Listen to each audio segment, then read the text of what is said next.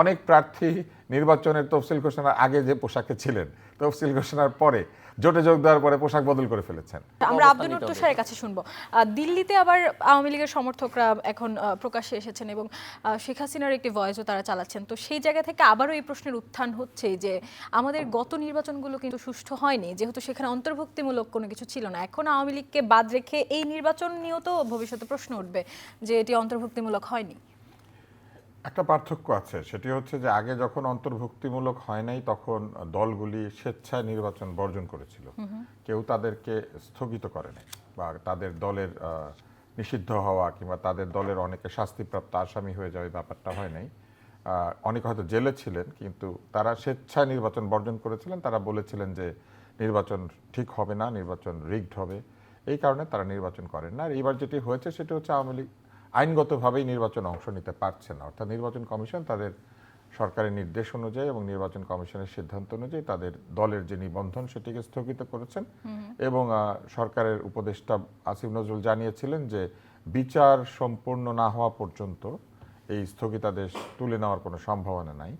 এবং এই ব্যাপারে প্রধান উপদেষ্টা একবার লন্ডনে বলেছেন এবং পরেও বলেছেন যে একটি হচ্ছে অনুতাপের প্রসঙ্গ এসেছিল, আরেকটি এসেছিল যে তাদেরকে আইনি প্রক্রিয়ার মধ্যে দিয়ে যেতে হবে, সেটা হয়ে গেলেই হয়তো তারা পারবেন। তো এটা ভবিষ্যৎ উত্তর দেবে, কিন্তু দিল্লিতে তো আর এই আইন প্রযোজ্য না। সুতরাং দিল্লিতে তো তারা বের হয়ে আসতেই পারেন, দিল্লিতে তারা আছেন কিংবা পৃথিবীর যে নগরীতেই তারা থাকেন না কেন, তারা তো এখানে বের হতে পারবেন, কথাবার্তা বলতে পারবেন, সেটা তারা করেছেন। দল হিসেবে আওয়ামী লীগ আইনগতভাবে স্থগিত আছে, কিন্তু আওয়ামী লীগের যারা ভোটার সমর্থক কিংবা অনেক নেতা আছে তারা তো বাংলাদেশে আছেন।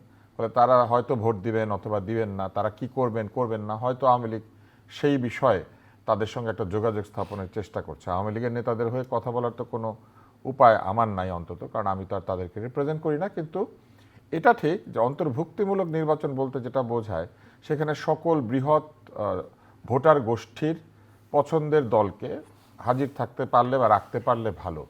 তো সেই অর্থে এটা অন্তর্ভুক্তিমূলক হবে না। তবে জাতিসংঘ আবার একটা কথা বলেছে সব ভোটার আসলেই বিষয়টা অন্তর্ভুক্তি হয়ে যায়। এখন সব ভোটার মানে কত ভোটার অথবা অনেক ভোটার মানে কত ভোটার, এটার তো কোনো স্ট্যান্ডার্ড বেঞ্চমার্ক নাই। তাই কিছু প্রশ্ন থাকবে এবং এই প্রশ্ন সামনে রেখেই যে নির্বাচনটা হচ্ছে সেটা আমরা আগে থেকেই জানি, এখনও জানি। তবে ইতিহাসের সেরা নির্বাচন একটা প্রশ্ন আপনি করেছেন না, ইতিহাসের সেরা নির্বাচন এটা কোনোভাবেই হবে না। এটা না হওয়ার জন্য অনেক কিছু দায়ী, শুধুমাত্র কোন দল অংশ নিল এবং নিল না সেটি নয়। এই নির্বাচনে একজন প্রার্থী নির্বাচনের তফসিল ঘোষণার পরের দিন গুলিবিদ্ধ হয়ে নিহত হয়েছেন। বাংলাদেশে এর আগে কতবার এই ঘটনা ঘটেছে, এটা আমার সঙ্গে একজন প্রথিতযশা সাংবাদিক আছেন, তিনি ভালো বলতে পারবেন। এবং সেই প্রার্থী আসলে দলের প্রার্থীও ছিলেন না, তার একটা সাংস্কৃতিক রাজনৈতিক সংগঠন ছিল, তিনি সেটার পক্ষে কথা বলে সেটার পক্ষে নির্বাচনে স্বতন্ত্র হিসেবে দাঁড়াতেন। কিন্তু কারণ এটা তো নিবন্ধিত কোনো রাজনৈতিক দল না।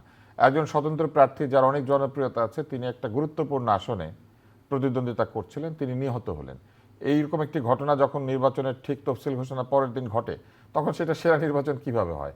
আমার কাছে মনে হয় না যে এটা সেরা নির্বাচন হওয়ার যে ঘটনাটি ওইটা ওই দিনই ক্ষতিগ্রস্ত হয়ে গিয়েছে। এবং তারপরে আমরা কি দেখেছি? তারপর আমরা দেখেছি বহু বিষয়ে সন্দেহ এবং প্রশ্ন। আমরা এরপরে দেখেছি যে এই প্রার্থীদের অনেকেই হলফনামার মধ্যে মিথ্যা ঘোষণা দিয়েছেন, এবং এটা যে মিথ্যা এটা বোঝার জন্য খুব বেশি বুদ্ধির প্রয়োজন হয় না, দেখলেই বোঝা যায় যে এই হলফনামাগুলিতে সত্য কথা বলা হয় নাই। অনেক প্রার্থী নির্বাচনের তফসিল ঘোষণার আগে যে পোশাকে ছিলেন, তফসিল ঘোষণার পরে জোটে যোগ দেওয়ার পরে পোশাক বদল করে ফেলেছেন। তো এইগুলা কি ভালো নির্বাচনের ভালো প্রার্থীদের নমুনা? আপনি যদি দেখেন যে আপনি 15 দিন আগে এক পোশাকে ছিলেন আর 15 দিন পরে নির্বাচনে দাঁড়িয়ে ওনার পোশাক বদল হয়ে গিয়েছে, তার মানে কি? এটা এক ধরনের জনসমক্ষে সবাইকে জানিয়ে এক ধরনের এবং আমরা জুলাই সনদে এক ধরনের নাটক বেশি করো, জুলাই সনদে আমরা নারী প্রার্থী মনোনয়ন দেওয়ার ব্যাপারেও 5%